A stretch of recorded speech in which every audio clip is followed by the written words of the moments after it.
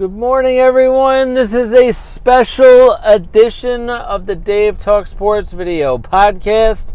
That's because today is August 13th. For those who know me, you know this is the most special day of the year in my life by far, hands down, not even close. This is my son's birthday. He turns 1 today, so very, very happy birthday to my baby boy, Derek Andrew. Derek Andrew Ettinger is 1 today. And also, those who know me, and you're going to get to know me right now, Derek was born on my wedding anniversary with my wife, Anadina.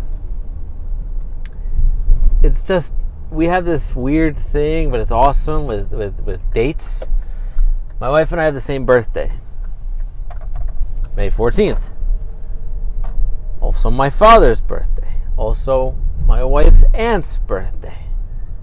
And then my dog's birthday is July 4th. So there's, just a lot of special things that happen with different dates. And it was just very fitting that even though my wife's water broke last year, went into labor on August 12th at like 2:45 in the afternoon, didn't give birth till 5:29 a.m. the following day, which was August 13th, 2018, our wedding anniversary, which was our second wedding anniversary, today being our third wedding anniversary. So to my wife, very, very happy anniversary, and to my son, happy birthday.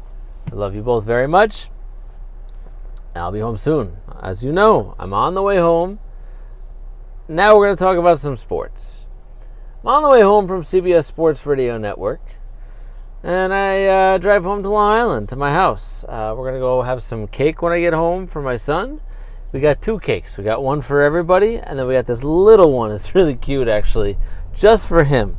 It's cookies and cream flavor. It's got a bunch of frosting on it, so I can already picture this. I'm going to get a video, and maybe I can get this video on Twitter, actually, so you guys can check it out, at Dave Ettinger 2. Maybe I can get this on the YouTube channel as well here. This is the Dave Talk Sports YouTube channel. I can picture him now already. Sometimes he gets in his high chair and he gets his hands going and he likes to play it's almost like he's playing the drums on his high chair. And I can see this cake doesn't even stand a chance. It's going to be a lot of fun.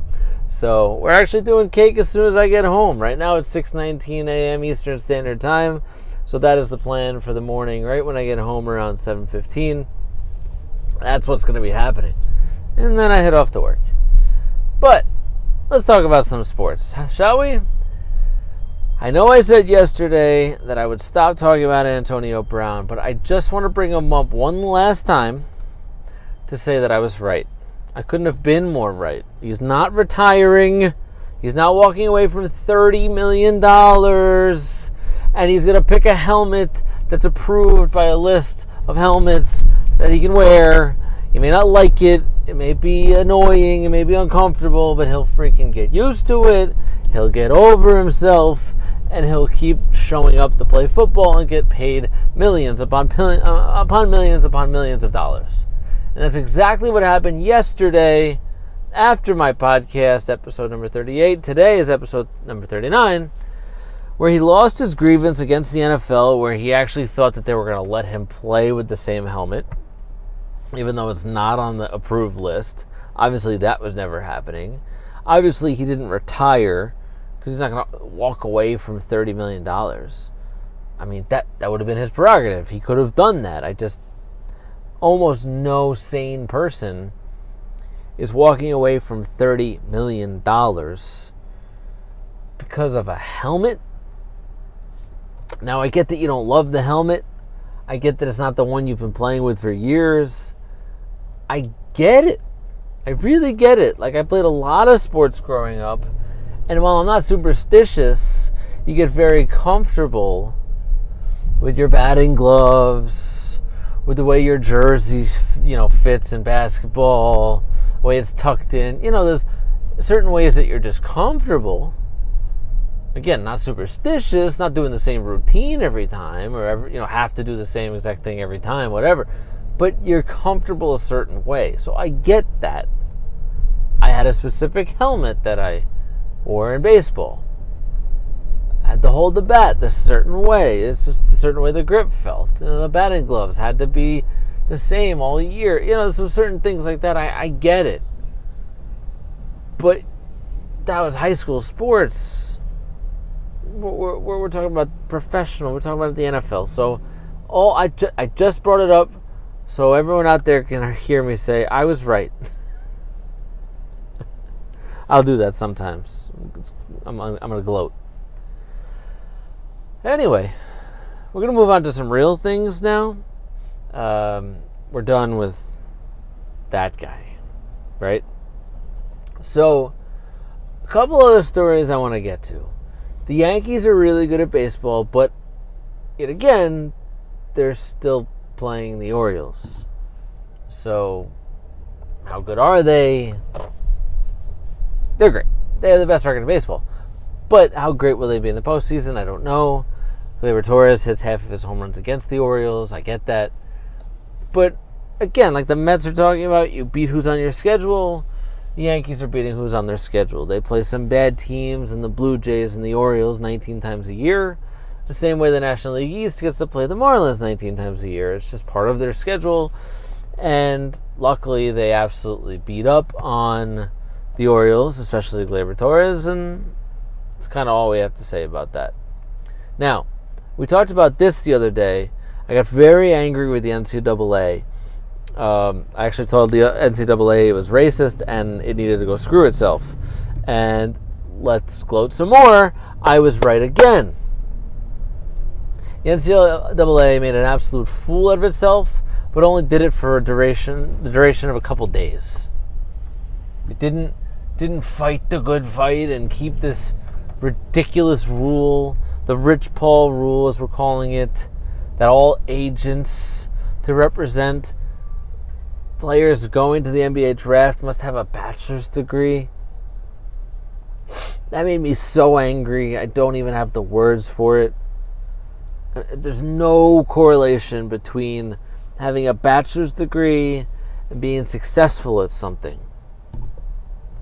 And it's so arbitrary to say you must have this degree to be an agent. Like, there's a lot of fields where you need degrees. You gotta go to law school, you gotta go to medical school, you gotta go to engineering school, you gotta go to all these different things. Like, I get that. You need the proper amount of education and practice, and if you're a doctor, you have a residency and all these different things. Like, I get that. You're talking about people's lives here and surgeries and, prescribing medication and all these different things that you need to do as a doctor. I get all that. And I'm not trying to downplay or degrade or belittle the profession that is the agent, but these people who are the agents are saying the same thing that I'm saying. This rule's ridiculous. Why do I need a bachelor's degree and a piece of paper saying I graduated from a 4-year accredited college to allow me to be an agent for athletes? It's ridiculous. So Rich Paul, who's LeBron James' agent, Anthony Davis' agent, other main players' agents, is a multi-millionaire. Okay, he's LeBron's friend, so maybe without LeBron he's not where he is today, but who cares? He's doing a really good job, and that's all that matters. And he came out and he said himself, these were his words. This is exactly what I was saying. I don't have the exact quote in front of me, but he said that the NCAA is trying to keep people down, and he said it's usually people of color. He said this. It's usually people of color or from, not affluent areas, and trying to keep people down because they don't want to get a bachelor's degree or don't have the opportunity to get a bachelor's degree, don't have the means to do all these things. Like, this is what he was saying. This is what he said. It's exactly what I was saying. And it's 100% right. This is what the NCAA did, and they changed the rule just like that. Lucky for them, and I think it was obviously the right thing to do. I think it was so ridiculous in the first place. to say you need a bachelor's degree to be a sports agent, NBA agent. I mean, smash your head against something. I mean, what's wrong with you? So, on that note, we move on to one final story today. The NFL. Every single day we will talk about the NFL from here on in. I promise you that. Now, as we continue on episode number 39 on the Dave Talk Sports Video Podcast, I am your host, Dave Ettinger. I am of CBS Sports Radio Network, where I just left. I work overnights Monday through Friday, and I drive home. You join me on my commute as I drive home from beautiful downtown Manhattan to my house on Long Island. As I mentioned today, very, very special. My third wedding anniversary with my wife, as well as my son's first birthday. So, very, very special day. Very excited to get home. But for the duration of the commute, I talk to you guys. That's right. So, let's talk some football. Let's talk about Dak Prescott and the Cowboys. All right, deep breath. I want to make sure we get this out the right way. Dak Prescott, no offense, Cowboy fans. Actually, no, I don't care if I offend you. Dak Prescott's not that good. All right, he's better than me. He's better than you, most likely, a quarterback. He's a top 20 quarterback in the world, but that's really all you could say. Maybe top 15. That's it. All right, so it's right in the middle, right average, the median, the mean, whatever you want to say, of quarterbacks in the NFL. He's by no stretch of the imagination a top 5 quarterback. But at the same time, he's not a bottom 5 to 10 quarterback. He's not terrible. Right? But here's what happens in the NFL. I've stressed this before. Look at the NFL over the last 20 years. Look at the Super Bowl teams and the Super Bowl winners. In the last 18 years, 19 years really, outside of the playoff run that Nick Foles made after Carson Wentz got them to the playoffs, you look at the quarterbacks who've won Super Bowls, the worst quarterbacks outside of that situation with the Eagles to win a Super Bowl in the last 19 years is Eli Manning, who has 2, and Joe Flacco. Now, at their absolute peak, borderline top 10 quarterbacks at that time. Right now, not so good, not so great. But that's the absolute, bottom line, how bad you can be and still win a Super Bowl. The league doesn't work like the year 2000 even anymore, where the Ravens defense was so dominant and the running game was so good that you could win with a Trent Dilfer. I'm telling you right now, no team in the NFL as presently constructed could win a Super Bowl. Not one. Not the Chiefs, not the Rams, not the Saints, not the Patriots. Nobody could win a Super Bowl if Trent Dilfer and the way he played in 2000 were their quarterback. There's just no way. And that's the point, right? You need a top 10 quarterback in the NFL to have a chance to win a Super Bowl. So, let's talk about Dak Prescott. As I already told you, he's barely top 15 to top 20, okay? And you don't believe me? Let's run through it really, really quick. I'm driving, so I may not count accurately, but let's try this, right? In no exact order. Brady, Rodgers, Breeze, Rivers, Mahomes, Russell Wilson.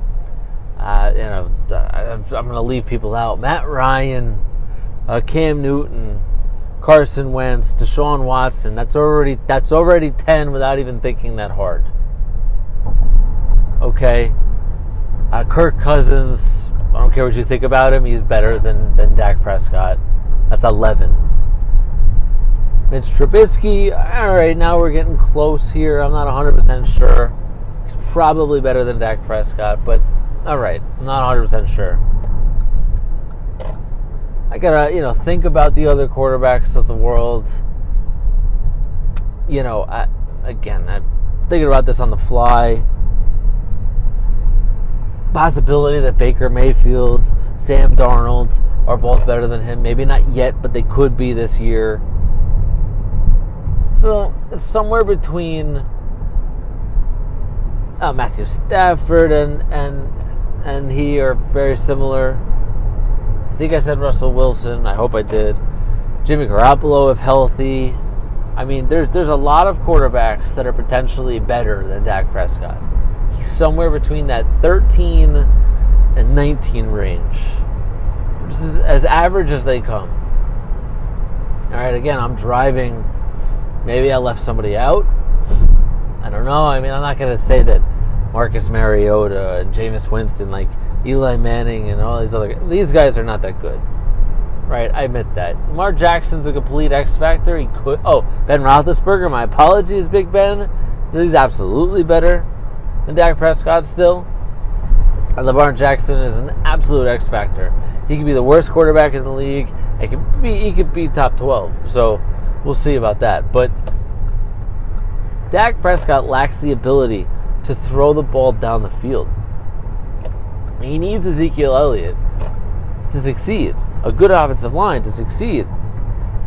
Having Amari Cooper, while he's not a number one receiver, he's pretty good.